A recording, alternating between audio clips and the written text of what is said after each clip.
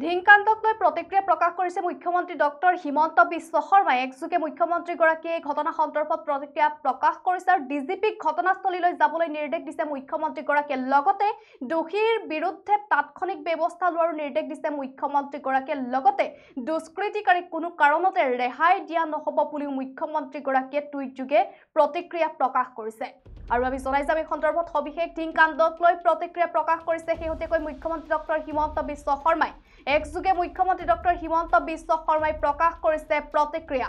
ডিজিপিক ঘটনাস্থলীলৈ যাবলৈ নিৰ্দেশ দিছে মুখ্যমন্ত্ৰীগৰাকীয়ে আৰু দোষীৰ বিৰুদ্ধে তাৎক্ষণিকভাৱে ব্যৱস্থা লোৱাৰ নিৰ্দেশ দিছে মুখ্যমন্ত্ৰী ডক্টৰ হিমন্ত বিশ্ব শৰ্মাই। দুষ্কৃতিকাৰীক কোনো কাৰণতে ৰেহাই নিদিওঁ বুলিও মন্তব্য মুখ্যমন্ত্ৰীৰ।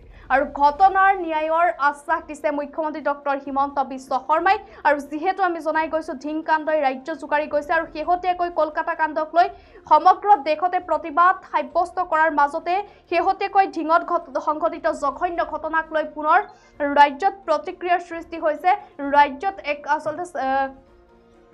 আচলতে শেহতীয়াকৈ এই ঘটনাই সচেতন মহলত প্ৰতিক্ৰিয়াৰ সৃষ্টি কৰিছে আৰু মুখ্যমন্ত্ৰী ডক্টৰ হিমন্ত বিশ্ব শৰ্মাই টুইটযোগে শেহতীয়াকৈ এই ঘটনা সন্দৰ্ভত প্ৰতিক্ৰিয়া প্ৰকাশ কৰিছে আৰু তেওঁ দোষীক আচলতে দুষ্কৃতিকাৰীক কোনো কাৰণতে ৰেহাই দিয়া নহ'ব বুলিও মন্তব্য কৰিছে টুইটযোগে আৰু ন্যায়ৰ আশ্বাস দিছে মুখ্যমন্ত্ৰীগৰাকীয়ে। আৰু লগতে ডিজিপিক ঘটনাস্থলীলৈ যাবলৈ ইতিমধ্যে মুখ্যমন্ত্ৰীগৰাকীয়ে নিৰ্দেশ দিছে আৰু দোষীৰ বিৰুদ্ধে যাতে তাৎক্ষণিকভাৱে ব্যৱস্থা গ্ৰহণ কৰে তাৰ বাবে নিৰ্দেশ দিছে মুখ্যমন্ত্ৰী ডক্টৰ হিমন্ত বিশ্ব শৰ্মাই। আৰু আমি জনাই গৈছো যিহেতু ধিঙত যি ঘটনা সংঘটিত হৈছিলে জঘন্য ঘটনা সংঘটিত হৈছিলে এগৰাকী নাবালিকাক টিউচনৰ পৰা উভতাৰ পথত দুষ্কৃতিকাৰী আচলতে অপকৰ্ম সংঘটিত কৰিছিলে। তাৰ পিছতে মুমূৰ্ষ অৱস্থাত কিশোৰীগৰাকীক পথৰ দাঁতিত পেলাই থৈ গৈছিলে আৰু পথৰ দাঁতিত পেলাই থৈ যোৱাৰ দৃশ্য স্থানীয় ৰাইজে প্ৰত্যক্ষ কৰিছিলে। তাৰ পিছতে মুমূৰ্ষ অৱস্থাত নাবালিকাগৰাকীক উদ্ধাৰ কৰা হৈছিলে। উদ্ধাৰ কৰি তেওঁক আৰক্ষীক খবৰ দিয়া হৈছিলে। তাৰ পিছতে নগাঁও অসামৰিক চিকিৎসালয়ত ভৰ্তি কৰোৱা হয় আৰু শেহতীয়াকৈ এই ঘটনাৰ পিছতে সৰ্বাত্মক বন্ধ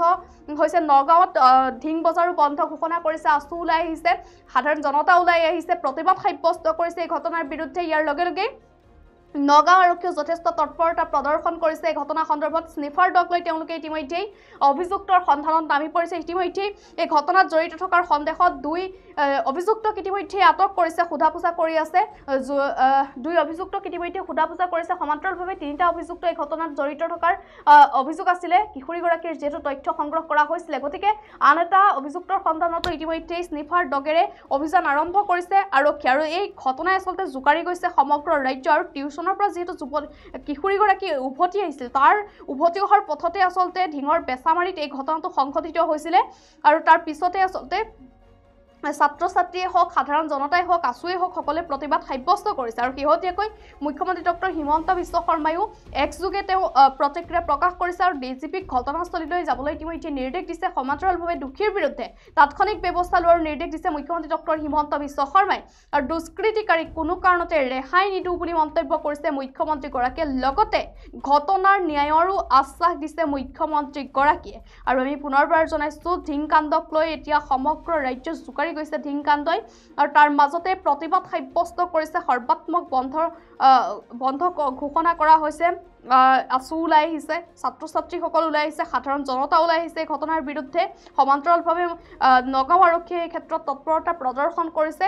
তেওঁলোকে ইতিমধ্যে স্নিফাৰ ডগ লৈ অভিযান আৰম্ভ কৰিছে। ইতিমধ্যেই ঘটনাত জড়িত থকাৰ অভিযুক্তক ইতিমধ্যেই আচলতে দুই অভিযুক্তক আটক কৰা হৈছে, সোধা পোছা কৰি থকা হৈছে। আৰু যি পৈশাচিক কাণ্ড সংঘটিত হ'ল ধিঙতে ইয়াৰ তীব্ৰ প্ৰতিবাদ সাব্যস্ত কৰিছে। ধিং বজাৰ বন্ধ কৰি দিয়া হৈছে, সম্পূৰ্ণৰূপে অনিৰ্দিষ্ট কাললৈ বন্ধ কৰি দিয়া হৈছে। প্ৰতিবাদ কৰিবলৈ সাধাৰণ লোকসকল ওলাই আহিছে, ছাত্ৰ ছাত্ৰীসকল ওলাই আহিছে। দোষীক কঠোৰতম শাস্তি দিবলৈ সকলোৱে দাবী জনাইছে। সমান্তৰালভাৱে মুখ্যমন্ত্ৰীগৰাকীয়েও মন্তব্য কৰিছে যে এই ঘটনাৰ সৈতে জড়িত দোষীক দৃষ্টান্তমূলক শাস্তি দিয়া হ'ব বা এই ঘটনা সন্দৰ্ভত তাৎক্ষণিকভাৱে ডিজিপিগৰাকীক ঘটনাস্থলীলৈ যোৱাৰো নিৰ্দেশ দিছে আৰু এই কাণ্ডৰ সৈতে জড়িত অভিযুক্তক উচিত শাস্তি দিয়া হ'ব বুলি মুখ্যমন্ত্ৰীগৰাকীয়ে ইতিমধ্যে একযোগে ঘোষণা কৰিছে। আৰু আমি পুনৰবাৰ জনাইছোঁ ধিঙত যি ঘটনা সংঘটিত হ'ল এই ঘটনাই সমগ্ৰ ৰাজ্য জোকাৰি গৈছে। এগৰাকী নাবালিকা টিউচনৰ পৰা উভতিছিলে, তেওঁ সেই উভতাৰ সময়ছোৱাতে এই ঘটনাটো সংঘটিত হৈছিলে। এই ঘটনাই আচলতে জোকাৰি গৈছে আৰু মুমূৰ্ষ অৱস্থাত ছাত্ৰীগৰাকীক আচলতে নগাঁও অসামৰিক চিকিৎসালয়ত ভৰ্তি কৰোৱা হয়। তাৰ পিছতে আৰক্ষীয়ে সমগ্ৰ ঘটনাৰ তদন্ত আৰম্ভ কৰিছে। স্নিফাৰ ডগ লৈ তেওঁলোকে অভিযান আৰম্ভ কৰিছে। ইতিমধ্যে সন্দেহৰ ভিত্তিত ইতিমধ্যে 2 অভিযুক্তক আটক কৰা হৈছে, সোধা-পোছা কৰি থকা হৈছে। তাৰ পিছতে 3টা অভিযুক্ত জড়িত থকাৰ অভিযোগ উত্থাপিত হৈছে, যেহেতু ভুক্তভোগীয়ে মন্তব্য কৰিছে।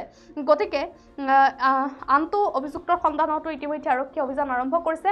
নগাঁও আৰক্ষীৰ তৎপৰতাৰ সমান্তৰালভাৱে মুখ্যমন্ত্ৰী ডক্টৰ হিমন্ত বিশ্ব শৰ্মাই একযোগে প্ৰতিক্ৰিয়া প্ৰকাশ কৰি ডিজিপিক ঘটনাস্থলীলৈ তাৎক্ষণিকভাৱে যোৱাৰো নিৰ্দেশ দিছে।